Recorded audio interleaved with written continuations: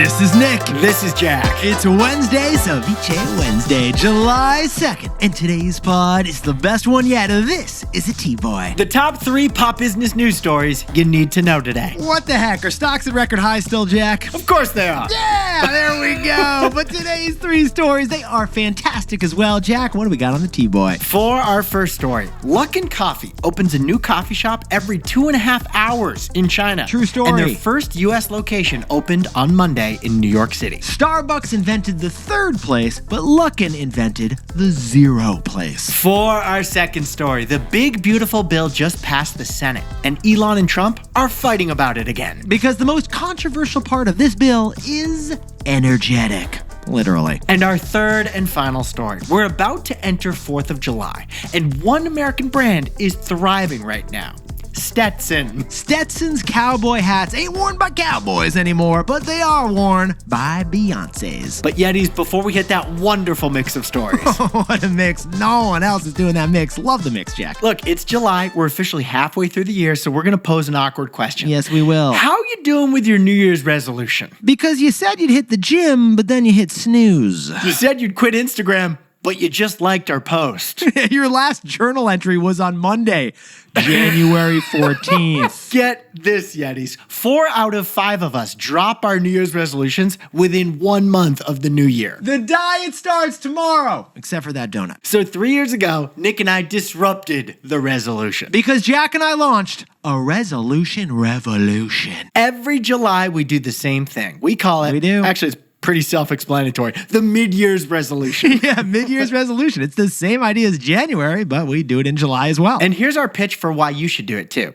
The mid-year's resolution is twice as easy. Because it's half as long. It's 6 times as much fun. Because it starts in the summer. And it's way less pressure. Because no one even knows about it. Do you want to know my mid-year's resolution? What is it, Jack? What do you got this year? What are you writing down? Stop eating food off my kids' plates. Not a single French fry, not a single chicken nugget, no Kraft's macaroni and cheese. If it's for my kid, I may not eat it. No, Jack. The calories don't count if it was on someone else's plate. That's just like a fact. No, that's like the opposite of my mid-year's resolution. Maybe I misunderstood the science experiment. All right, Jack, my mid-year's resolution, I'm not buying any new shirts. I don't need new shirts. I have all these great shirts. I don't need new ones. Why not expand it to pants? And then at the end of the year, I'm going to buy a Rolex.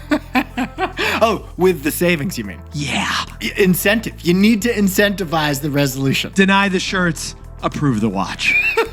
So Yetis, to kick off the midway point of this year, let us know your mid-year's resolution. Drop your mid-year's resi right here in the comments. And remember, the best part of the mid-year's resolution? No one cares if you quit, because we literally made this up. It's not a real thing, and that's why it's so beautiful. Jack, let's hit our 3 stories. 15 years before this song, 2 boys from the Northeast met in a dorm. They had an idea that caused a cultural storm. It's the best one yet, but the best is a norm. Jack, Nick, that's it. I don't even think they need to practice. 50%, that's a fat tip. T-Boy City on your at-list. If you know, you know, cause we ready to go. We can't wait no more, so just start the show. Start the show.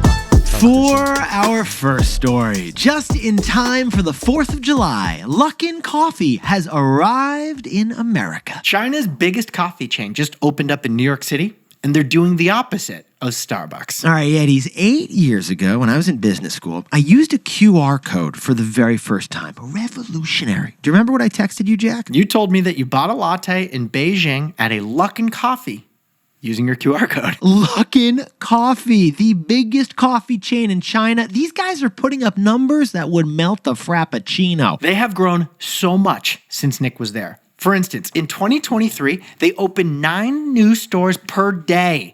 That's 1 new grand opening every 2.5 hours. Luckin opened 9,000 stores in 2023. Jack, could you sprinkle on some competitive context for us, please? That is more locations opened in just 1 year than Starbucks has opened in China in 25 years. They're not serving decaf over at Luckin headquarters, man. I think they work a 24-hour workday over there. Well, Luckin's coffee, it happens to be priced 30% lower than Starbucks, plus there's no delivery fee. More on the delivery part in a second. But add it all up, and Luckin is basically the Shein of coffee. Yeah, they ain't serving double-digit lattes. They're serving single digits. They're cheap, they're fast, and they pair well with a cute top. And here's the news. On Monday, Luckin opened their very first location in America in New York City. Actually, the first two locations. One in Chelsea and one in Greenwich Village, right next to NYU. Which makes some strategic sense. And why is that Greenwich Village location particularly smart, Jack? NYU has the most Chinese students of any other American university, so they'll feel right at home with their local Luckin Coffee. You're ordering the coconut latte. If you know, you know. First QR code. But the real competitive situation for Luckin Coffee isn't on the street corner. It's in the App Store. This is what Jack and I found fascinating, besties. Get this. Starbucks has the biggest food app in America, right, Jack? Launched in 2009, Starbucks' rewards app has 34 million active users. But Luckin has nearly 4 times that. The Luckin app is used by 120 million people in China. Those are like social media app numbers, not coffee numbers. Totally, Jack. And the reason why is that 100% of the orders for Luckin take place in the app. You must order in the app. You can't walk up to the desk and order a cheese foam espresso. You have to look down at your phone and tap, tap, tap away your order. By the way, Luckin isn't just doing all of this in the app so you don't chit-chat with the barista and waste everyone's time going on about origins of the beans from Ecuador or whatever. Luckin requires all orders happen in the app because of the data. They're doing it for the data. Luckin's former CFO said this: "We started as an online model so that 100% of the transactions give us data." For example, Luckin knows that you didn't order a coffee in the last 10 days, so they'll send you a half-off deal when you walk within 5 blocks of a Luckin. That's the power of data. Kind of like TikTok, Luckin knows you better than any other app, and they'll find more ways to get you to buy more. They're putting the algorithm in the macchiato. So, Jack, what's the takeaway for our buddies over at Luckin? It's Starbucks' third place versus Luckin's 0 place.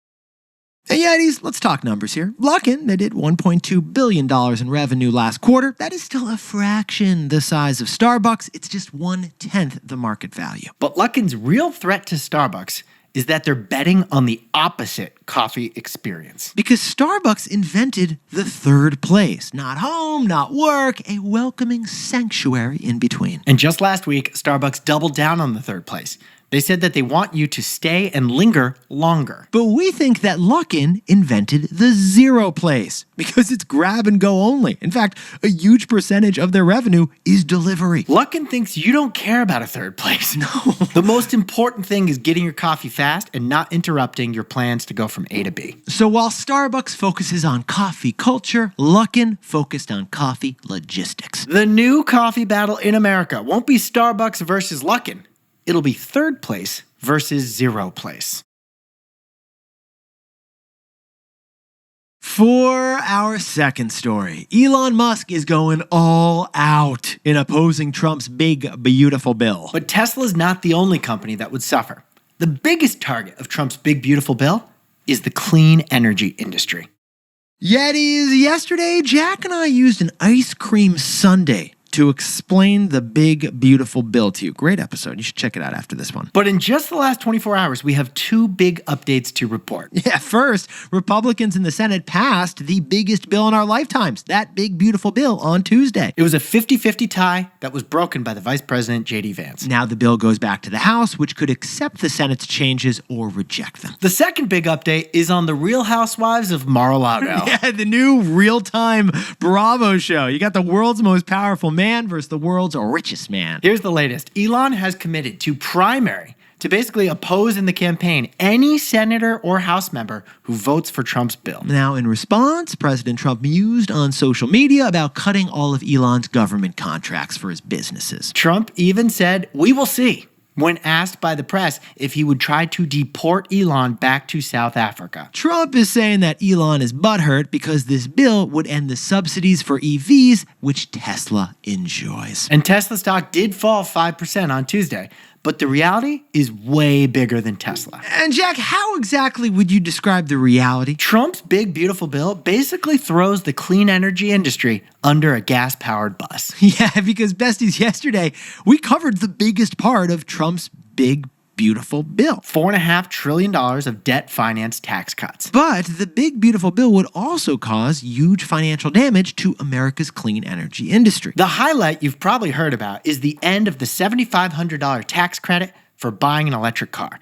That's going to hurt all electric car makers. But here's what Jack and I found fascinating. It really goes even further. Get this. The big, beautiful bill also ends tax credits for wind and solar energy as well. And without those tax credits, wind and solar energy don't really get built. There was even a new tax on solar and wind energy projects until it got removed in the final minutes of the debate last night. So basically, this bill is rolling out the red carpet for fossil fuels. Coal is getting a tax break, But it punishes clean energy. solar and wind are losing their tax break. Solar stocks have fallen 30% in the last month in anticipation of this bill. But interestingly, nuclear stocks have been up in the same period. That's right. Nuclear happens to be the one big clean energy exception in the big, beautiful bill. Because remember, nuclear is carbon free, and it is getting a lot of support from this administration. Maybe also because big tech is very interested in nuclear for powering artificial intelligence. But nukes and artificial intelligence aside, renewable energy bankruptcies loom if this bill becomes law. And you can see it in the stock prices. So, Jack, what's the takeaway for our buddies over in the energy industry? In energy, do we compete with China or do we concede? Honestly, Eddies, Jack and I never would have thought 5 years ago that the United States would be abandoning its transition to clean energy. Now, nonprofits and many private companies are still committed to the transition, but the U.S. government is about to abandon it. And what we think is so striking is the contrast, because our strategy is now the opposite of China's strategy on energy. For years, China has invested big money in clean energy, considering it an industry of the future. Jack, you want to share the two wild stats we discovered on Chinese energy? Half of the world's solar electricity is now generated in China, and clean energy is 10% of China's GDP. We repeat, clean energy, 10% of China's economic output. Elon tweeted this weekend that abandoning solar is a massive strategic error that leaves America extremely vulnerable in the future. So the question we got to ask for U.S. energy is this: do we compete with China or do we concede? Hey Yetis, if you're a bestie, take a sec and hit that subscribe button. And like this video while you're at it. If you leave a comment, by the way, we'll read it. For our third and final story, Stetson, the original American cowboy hat, has jumped from bull riders to Beyoncé's. Because Stetson figured out how to sell Americana style from blue collars to white. Yetis, little funny thing Jack and I have noticed. You know the most successful companies from the great gold rush of the 1840s? Who are they, Jack? They have nothing to do with gold. Yeah, like Levi's Jeans, Wells Fargo Bank, Ghirardelli Chocolates. All of those companies were famous for originally selling to gold miners. But unlike gold miners, all those companies are still around and thriving today. Gold and they're gold, Jack. The other company we almost forgot is Stetson, the 1865 founded OG cowboy hat. Stetson, the most disruptive hat in the history of heads.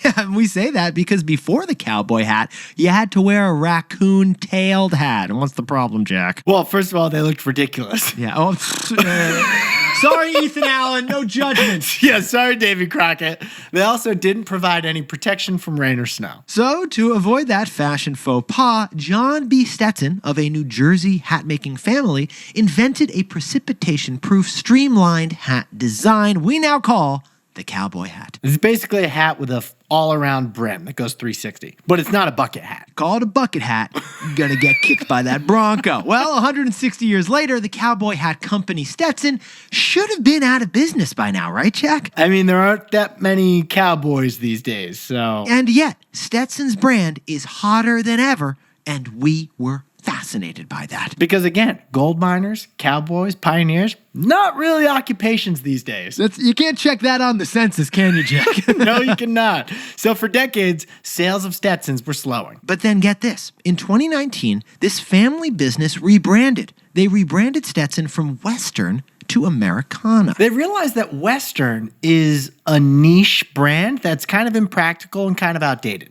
But Americana is a brand that's bigger, more aspirational, and as relevant as ever. And what was the result of this rebrand pivot, Jack? Stetson's cowboy business has been growing double digits every single year since 2021. And driving all that have been some key obvious partnerships. What hat does the Dutton family wear at Yellowstone Ranch? Stetson hats. But also some unobvious partnerships. What hat were Ken and Barbie wearing in the Barbie movie? I think that's a black Stetson, Jack. And what was Beyonce wearing for her Cowboy Carter tour? I believe that's a Swarovski crystal Stetson hat. All three of those cultural icons the last few years all rocked Stetsons. What's so shocking is that Stetson is now selling both blue-collar worker hats and white-collar luxury ones without diluting the brand. Mexican ranchers buy Stetson hats as part of their standard uniform.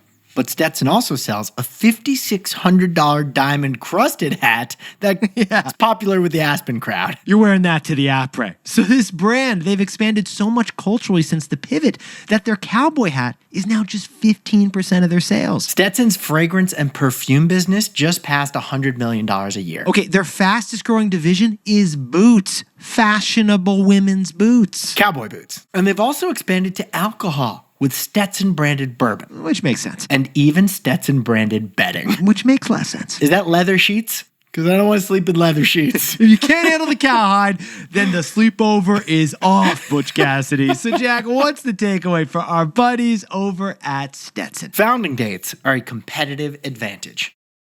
Yetis, Birkenstock, Levi's, Carhartt, and now Stetson. All of their sales are surging for these older brands. And all of those older brands straddle both working class consumers and premium consumers. And a key reason, we think, is age. Carhartt, founded 1889. Stetson, founded 1865. Levi's, founded 1854. And Birkenstock, founded 1774, before the United States of America. Yeehaw, Jack! Right now, consumers are putting a premium on legacy. As long as a product still provides value, it's not seen as old-fashioned, it's seen as historic. Legacy brands are realizing that their age isn't a liability, it's actually a branding advantage. Because anyone can change their design, their price, their location, or their logo to compete with you. But they can't change their founding date.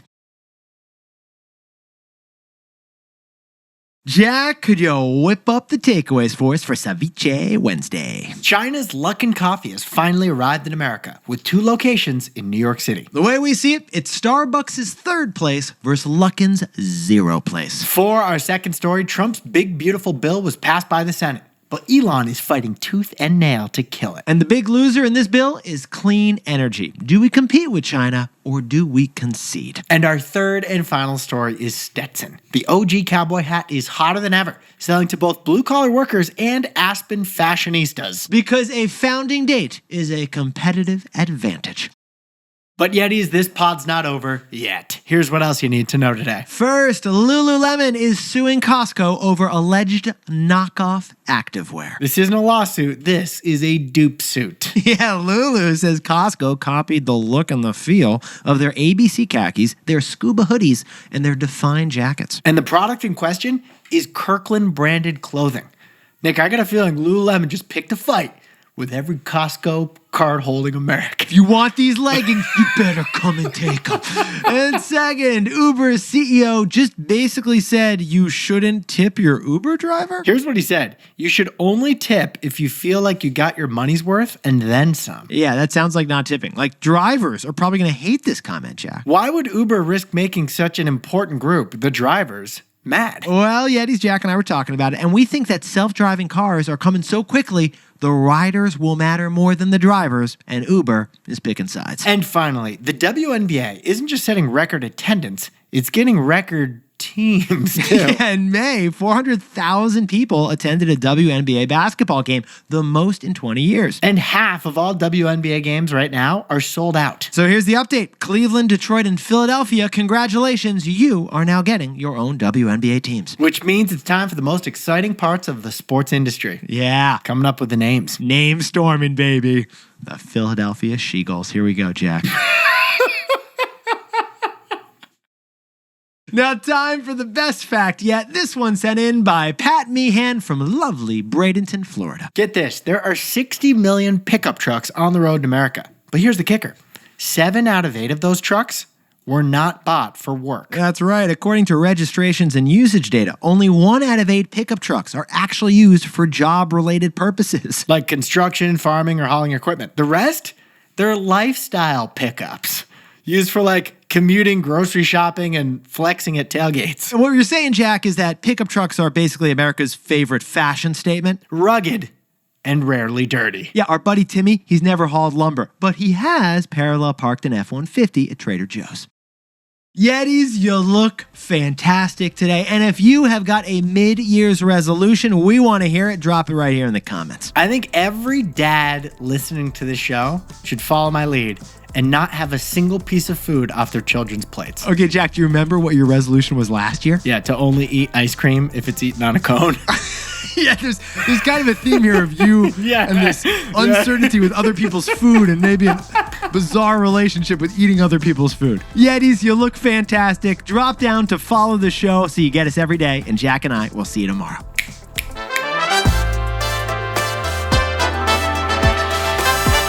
And before we go, a happy birthday to Yeti Jose Estrada in New York City, who just got a toothbrush sales internship. Congratulations, Jose. And a happy birthday to Bimpe Abiola of Milton, Ontario, Canada, the mother of Tariq, the mother of Adil, and the wife of Usman. And Rohit Sharma is turning 30 years old down in Washington because the roses are red, the skies are blue, the love is prismatic just because of you. And congratulations to Adele and Justin Silver for getting married. Congratulations, guys. And Khaled from Kuwait has a fantastic T-Boy Flamengo t-shirt he sent us. Thank you for the creativity and support, Khaled. And a big shout out to Shreyash Kulkarni, who's listening during his workout. Longtime bestie, hit us up in the DMs. 45 push-ups in a row. And Matt Newsom, who brushed shoulders with Jeff Bezos while in Milan last week, sent us a video of it. And Matt, you're the next level paparazzi right there. And a shout out to G with the Girls Club Company for sharing her T-Boy routine with all of her besties on Instagram. G, we see you. Thanks for being a fantastic Yeti. This is Jack. I own stock of Levi and Birkenstock, and Nick owns stock in Lululemon and Luckin.